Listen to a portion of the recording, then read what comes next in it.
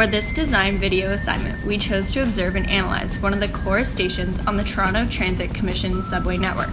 According to statistics, Bloor-Yonge station is by far the busiest in the network, as it is one of the two major stations that allows TTC commuters to transfer from the Bloor-Danforth line to the Yonge University, and vice versa, allowing people to travel either north, south, east, or westbound. This station is based at the northern end of the Yonge Street Strip, as it is within close proximity to certain landmarks of the city, which include the Toronto Reference Library, as well as Yorkville and the Hudson's Bay Department Store.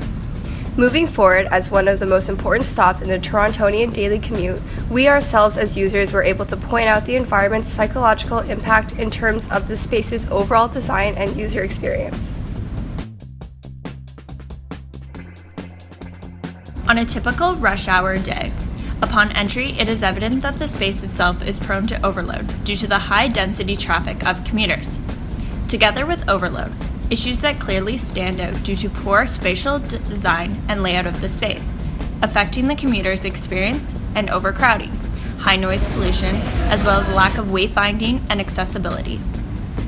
Starting at the payment area, although it's ideally large in size, we can argue it is not quite accessible friendly to users with mobility devices and/or visual impairment. There was only one entry that was suitable for those with accessibility needs. It is closed off with no staff member present to let people through. Moreover, the area also lacks signage and wayfinding, making it difficult for those who are unfamiliar with the space to navigate independently, which is a definite factor in increased anxiety, stress, and confusion. Past the payment area, you can see the overcrowding significantly build up as the density level grows due to the many passengers transferring from train to train. Even with the two access ways to the lower level of the station, you can see that with the overcrowding, the ideals of personal space end up being violated. Involuntary physical proximity to strangers is proven to heighten psychological stress, influence one's mood, and even contribute to poor health and lowered immune systems. En route to the platform, you will notice that the architecture of the space becomes more and more enclosed as the ceilings get lower and the space you have to maneuver becomes more narrow, making it uncomfortable and unwelcoming for users. The lack of space creates more unwanted contact with others that are surrounding the area, interfering with the way one socially interacts. This results in withdrawals, such as avoiding all forms of contact, eye, physical, and verbal, and may even result in aggression.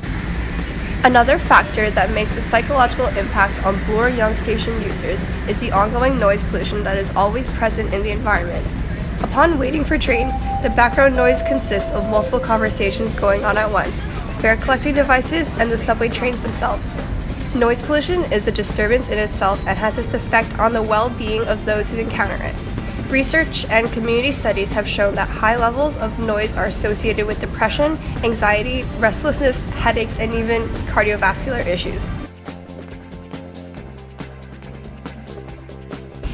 It is inevitable that Bloor-Yonge station will always be overcrowded due to the current commuting demographic in the Toronto area, so it wouldn't make sense to find design solutions that would terminate overcrowding as a whole. Instead, we should find design solutions that would help control the problem that is present. A way the space can be improved to control this issue is to incorporate safety and informative barriers accompanied with signage that will control the circulation of the space, giving specific and clear directions on where to go and how to get from place to place with ease. Barriers will control the footwork of TTC riders, which will help in reducing accidental altercations between people who are going opposite ways.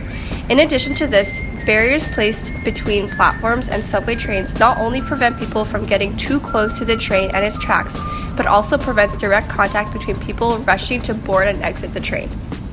Some other examples of design solutions that can help control overcrowding is by incorporating visual distractions within the space. Visual distractions can include greenery, wall art, installations, and so on. This minor solution goes a long way as distractions not only help lead to the perception of more space, but can also contribute to improving the space's aesthetic and aid in minimizing noise pollution.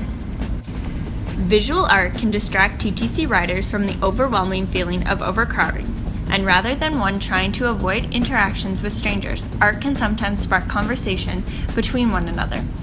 Looking at noise control, greenery not only creates a sense of comfort to people, but also absorbs sound.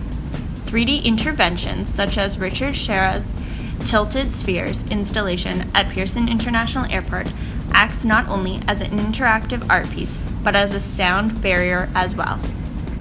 In summary, it is important to understand Bloor-Yonge's environmental and psychological impacts of the space, for it affects the well-being of a daily Torontonian commuter, and with these solutions we can make this space a better place.